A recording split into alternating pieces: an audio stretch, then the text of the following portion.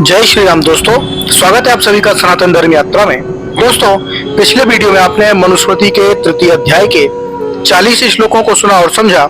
अब आइए चलते हैं मनुस्मृति के तृतीय अध्याय के 41 श्लोक से लेकर 50वें श्लोक तक और आज इन श्लोकों को सुनने और समझने का प्रयास करेंगे। तो आइए देखते हैं सबसे पहले तृतीय अध्याय का 41वां श्लोक।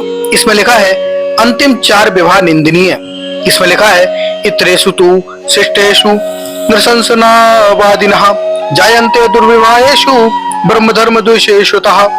अर्थात इत्रेषु तु शिष्टेषु दुर्विवाहेषु, 4 विवाहों में जो बाकी 4 आसुर, गंधर्व, राक्षस और पैशाच, इन 4 दुष्ट विवाहों से उत्पन्न हुए सुतः यानी संतान, नृशंसा अनृतवादिनः निंदित कर्मकर्ता, मिथ्यावादी, ब्रह्म धर्म द्वेषः वेद धर्म के द्वेषी, बड़े नीच स्वभाव वाले, जायन्ते यानी होते हैं। उसके बाद 42वां श्लोक है श्रेष्ठ विवाहों में श्रेष्ठ संतान बुरों से बुरी। इसमें लिखा है अनिंदित स्त्री विवाह हरेण निंदा भवति प्रजा निंदित निंदिता नृणाम तस्मन्निदा निवर्जते। अर्थात अनिंदित स्त्री विवाह प्रजा अनिध्या भवति, श्रेष्ठ विवाहों से संतान भी श्रेष्ठ गुण वाली होती है। निंदित निंदितः, निंदित विवाहों से मनुष्यों की संतानों भी निंदनीय कर्म करने वाली होती हैं। तस्मात् इसलिए निंदनान विवर्जयेत, निंदित विवाहों को आचरण में न लावें। इसलिए मनुष्यों को योग्य है कि जिन निंदित विवाहों से नीच प्रजा होती है उनका त्याग और जिन उत्तम विवाहों से उत्तम प्रजा होती है उनको किया करें। उसके बाद 43 और 44वें श्लोक हैं। इसमें लिखा है सवर्ण असवर्ण कन्या से विवाह करने की विधि। इसमें लिखा है पाणिग्रहण संस्कारः सवर्ण सुपदिश्यते असवर्णास्य स्वयं जयो विधिरोह कर्मणि शरा क्षत्रिया ग्राहे प्रेदोतो वैश्य कन्या वशन्य वशा ग्राया शूद्रयोत कृष्ट वेदने। अर्थात पाणी ग्रहण संस्कार, हाथ पकड़कर विवाह की विधि पूरा करने का संस्कार तो सवर्णासु उपदिश्यते, केवल अपने वर्ण को स्त्रियों में विहित है। असवर्णासु अपने वर्ण से भिन्न वर्ण की स्त्रियों से शादी करने में, उदाह कर्मणि विवाह संस्कार में अयम विधि जेय, यह आगे कहा बयान समझना चाहिए। उत्कृष्ट वेदेने, अपने से ऊंचे वर्ण वाले व्यक्ति के साथ विवाह करने में क्षत्रिय सराग्राह्य, क्षत्रिय कन्या को हाथ पकड़ने की अपेक्षा बाण पकड़ना चाहिए। वैश्य कन्या प्रदोतः, वैश्य वर्ण की कन्या को बैल आदि को हाँकने का चाबुक, शूद्रया व सनस्य दशा ग्राह्य, शूद्र कन्या को वस्त्र का किनारा पकड़ना चाहिए। अब इसके अनुशीलन देखते हैं तो 43 से 44वें श्लोक प्रक्षिप्त हैं। पहला कारण है अंतर विरोध। तो 20, 21 और 27 से 34 श्लोकों में जो विवाह कहे हैं उनकी विधियों में भी साथ साथ निर्दिष्ट है। यह कहना चाहिए कि उन विवाहों का भेद उनकी विधि की भिन्नता पर ही आधारित है। इन श्लोकों में विवाहों की उससे भिन्न विधियां उक्त हैं। यह भिन्नता विरोध सूचक है और फिर जब विवाहों की विधि एक बार कह दी है तो पुनः विधि के कथन की आवश्यकता ही नहीं थी। 20, 21, 27 से 34 श्लोकों में जो विधियां कही हैं वे सभी वर्णों के लिए समान हैं। उनमें मनु ने कोई सवर्ण असवर्ण का भेद नहीं किया है। तीसरे अध्याय के 20वें श्लोक में इन श्लोकों में वर्णों और सवर्ण असवर्ण का भेद उक्त मान्यता के विरुद्ध है। जो विधियां इन श्लोकों में कही हैं वे अंतिम 3 विवाहों में तो लागू ही नहीं हो सकती। गंधर्व विवाह में स्त्री पुरुष का स्वेच्छा से संयोग होता है, राक्षस विवाह में अपहरण किया जाता है, पैशाच विवाह में बलात्कार पूर्वक संबंध स्थापित करने को कहते हैं। अतः इन श्लोकों में उक्त विधियों को करने का इन 3 विवाहों में अवसर ही नहीं रहता। इस प्रकार इन विधियों का मनु की पूर्वोक्त श्लोकों की व्यवस्था से तालमेल ही नहीं बैठता। इससे स्पष्ट है कि ये विधान परवर्ती काल के हैं। इन अंतर विरोधों के कारण ये दोनों श्लोक प्रक्षिप्त हैं। उसके बाद 45वां श्लोक है ऋतुकाल गमन संबंधी विधान। इसमें लिखा है ऋतुकाल अग्निवामनी इसदार निरतः सदा परवर्ज प्रजेच्छा नाम तद्ब्रूतो रतिकाम्यः। अर्थात ऋतुकाल अभिगामी स्यात्, सदा पुरुष ऋतुकाल में स्त्री का समागम करे, सदा निरतः सदा, और अपनी स्त्री के बिना दूसरी का सर्वदा त्याग रखे। वैसे स्त्री भी अपने विवाहित पुरुष को छोड़कर अन्य पुरुषों से सदैव पृथक रहे। तद्व्रतः, जो स्त्री व्रत अर्थात अपनी विवाहित स्त्री से ही प्रसन्न रहता है, जैसे कि पतिव्रता स्त्री अपने विवाहित पुरुष को छोड़कर दूसरे पुरुष का संग कभी नहीं करती। रति काम्यया, वह पुरुष जब ऋतुदान देना हो तब एना पर ब्रजेत, पर्व अर्थात जो उन ऋतुदान 16 दिनों में पौर्णमासी, अमावस्या, चतुर्दशी व अष्टमी आवे उसको छोड़ देवे। इनमें स्त्री पुरुष रत क्रिया कभी न करें। अब इसके अनुशीलन देखते हैं। तो ऋतुदान में वर्जित पर्व, ऋतुदान में वर्जित पर्व अमावस्या, पौर्णमासी, अष्टमी तथा चतुर्दशी हैं। इनका वर्णन 4 अध्याय के 128वें श्लोक में है। वहां भी यह निषेध है। पर्व दिनों में समागम निषेध क्यों? इन पर्वों के दिनों में समागम का निषेध इसलिए है क्योंकि इन दिनों को मनु ने धार्मिक दिन के रूप में मनाने का विधान करते हुए इन दिनों में विशेष यज्ञों का आयोजन एवं वेदादि ग्रंथों के स्वाध्याय का विधान किया है। 4 अध्याय के 25वें श्लोक में, 6वें अध्याय के 9वें श्लोक में और 3 अध्याय के 3 श्लोक में। इन धार्मिक कृत्यों के पालन के अवसर पर जितेंद्रिय रहना, संयम रखना आवश्यक है, क्योंकि अजितेंद्रिय अवस्था में इन धार्मिक कर्मों के फल की सिद्धि नहीं होती है। ऋतुकाल के गमन गृहस्थ का आवश्यक कर्तव्य।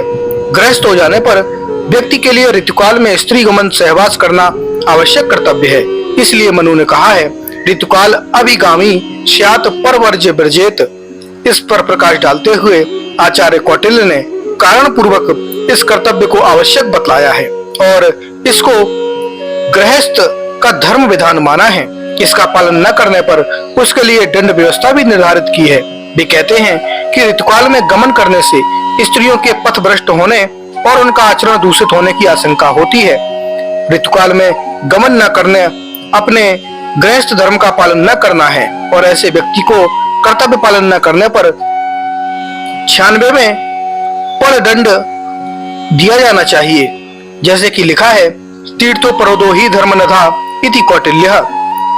तीर्थ ग्रह मनागमने दंड बतिदर्णः, किंतु कामना रहित स्व स्त्री के साथ भी बलात्गमन न करें।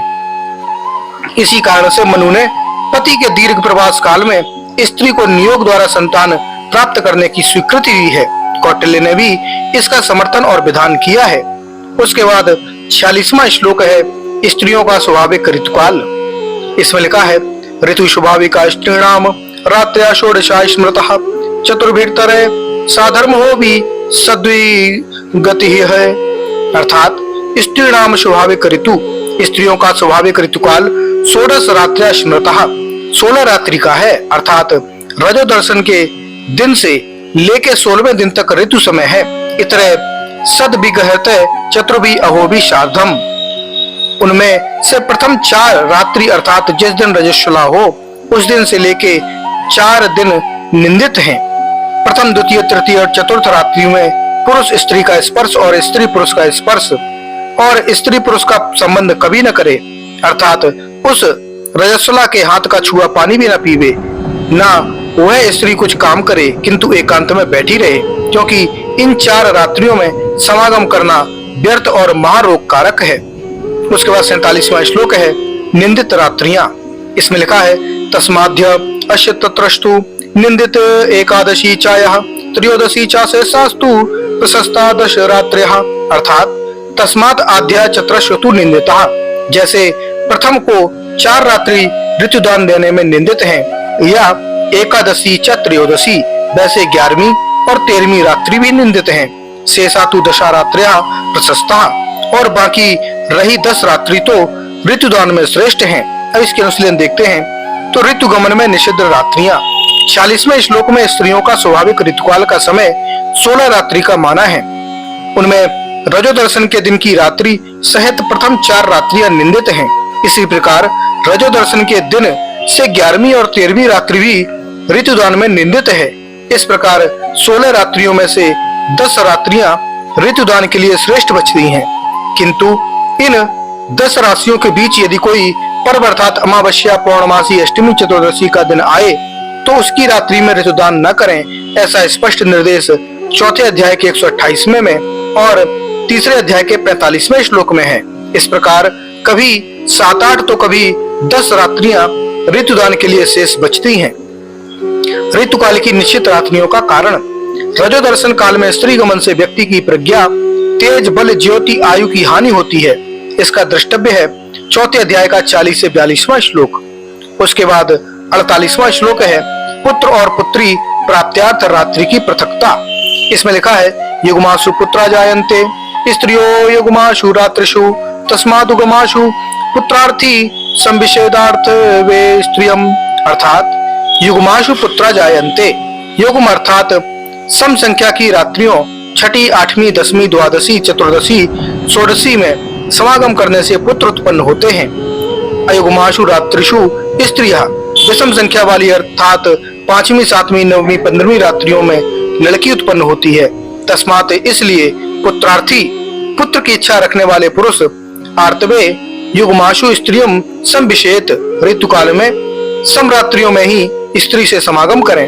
जिनको पुत्र की इच्छा हो वे छठी, 8वीं, 10वीं, 12वीं, 14वीं और 16वीं ये 6 रात्रि ऋतुदान में उत्तम जाने, परंतु इनमें भी उत्तर श्रेष्ठ है। और जिनको कन्या की इच्छा हो वे 5वीं, 7वीं, 9वीं और 15वीं ये 4 रात्रियां उत्तम समझे। इनमें पुत्रार्थी युग्म रात्रियों में ऋतुदान देवे। उसके बाद 49वां श्लोक है पुत्र और पुत्री होने के कारण। इसमें लिखा है पुष्पानुपुंसो अधिके शुक्रे स्त्री भवेद्धिके स्त्रियः समय पुष्पांशु स्त्रियो वा क्षीणे अल्पे च विपर्यः। अर्थात पुंस अधिके शुक्र पुमानः, पुरुष के अधिक वीर्य होने से पुत्र, स्त्रियां अधिक स्त्री, स्त्री का आर्तव अधिक होने से कन्या, समय अमुपान तुल्य होने से नपुंसक पुरुष व बंध्या स्त्री, क्षीणे च अल्पे विपर्यः, क्षीण और अल्प वीर्य से गर्भ न रहना और गिर जाना भवती होता है। अब इसके अनुशीलन देखते हैं तो अधिक शब्द से अभिप्राय। यहाँ अधिक शब्द से मात्रा अधिक अभिप्राय नहीं है, अपितु सामर्थ्य अधिक अभिप्राय है। पुरुष के वीर्य में अधिक सामर्थ्य अथवा पुरुष बीज के अधिक सामर्थ्यशाली होने से पुत्रोत्पत्ति होती है। पुरुष की तुलना में स्त्री बीज के अधिक सामर्थ्यशाली होने पर पुत्री, समान सामर्थ्य होने पर लड़का लड़की का जोड़ा अथवा नपुंसक संतान, और क्षीण सामर्थ्य या अल्प सामर्थ्य का बीज होने पर गर्भपात, गर्भ का न रहना आदि होते हैं।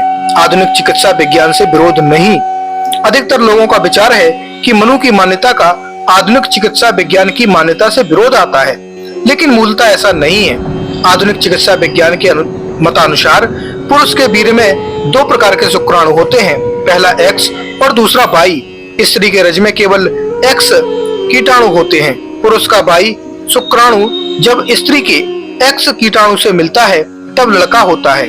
X से X मिलने पर लड़की होती है। संभोग के पश्चात ये शुक्राणु गर्भ नलिकाओं में दौड़कर स्त्री के डिंब में प्रवेश करते हैं। जो शुक्राणु पहले प्रवेश कर जाता है वही संतान रूप बनता है। यहाँ भी मूल बात यह है कि जो शुक्राणु जितना प्रबल होगा वह उतना ही पहले जाकर डिंब में प्रवेश करेगा। पुरुष शुक्र कीट पहले अधिक प्रबल होंगे तो वे दौड़कर पहले प्रवेश करेंगे। यदि स्त्री का जन्म देने वाले कीट प्रबल होंगे तो वे प्रथम प्रवेश करेंगे। यहाँ भी सामर्थ्य की अधिकता ही पुत्र पुत्री की उत्पत्ति में मूल आधार है। इसलिए आयुर्वेद चिकित्सा में पुत्र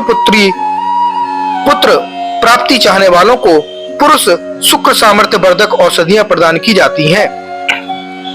उसके बाद 50वां श्लोक है संयमी ग्रस्त भी ब्रह्मचारी। इसमें लिखा है निंद्या स्वष्टासु चायांसु स्त्रियो रात्रिषु वर्जयन् ब्रह्मचार्य भवति यत्र तत्राश्रमे वशन। अर्थात निंद्यासु निंदित 6, जैसा कि तीसरे श्लोक के 47वें श्लोक में रात्रियों में चा और अन्यासु अष्टासु रात्रिषु, इनमें भिन्न शेष 10 रात्रियों में से किन्हीं 8 रात्रियों में स्त्री वर्जन, स्त्रियों को छोड़ते हुए अर्थात उनमें समागम न करते हुए यत्र तत्र आधने वशन, गृहस्थाश्रम में भी रहते हुए भी यह ब्रह्मचारी एवं भवति, ब्रह्मचारी ही होता है। जो पूर्व निंदित 8 रात्रि कहे गए हैं उनमें से जो स्त्री का संग छोड़ देता है वह गृहस्थाश्रम में भी बसता हुआ भी ब्रह्मचारी ही कहलाता है। अब इसके अनुशीलन देखते हैं तो कौन गृहस्थ ब्रह्मचारी निंदित 6 और शेष कोई भी 8 रात्रियां अर्थात 14 रात्रियों को छोड़कर 16 में से शेष बची केवल किन्हीं 2 ही श्रेष्ठ रात्रियों में समागम करने वाला गृहस्थ ब्रह्मचारी ही होता है, क्योंकि ऐसे व्यक्ति के आचरण में संयम और जितेंद्रियता आदि गुणों की प्रधानता होती है। तो दोस्तों, ये जानकारी आपको कैसी लगी कृपया कमेंट बॉक्स में अवश्य बताइए। बने रहिए सनातन धर्म यात्रा के साथ और लेते रहिए रोचक एवं धार्मिक जानकारियां प्रमाणों के साथ। धन्यवाद। जय श्री राम।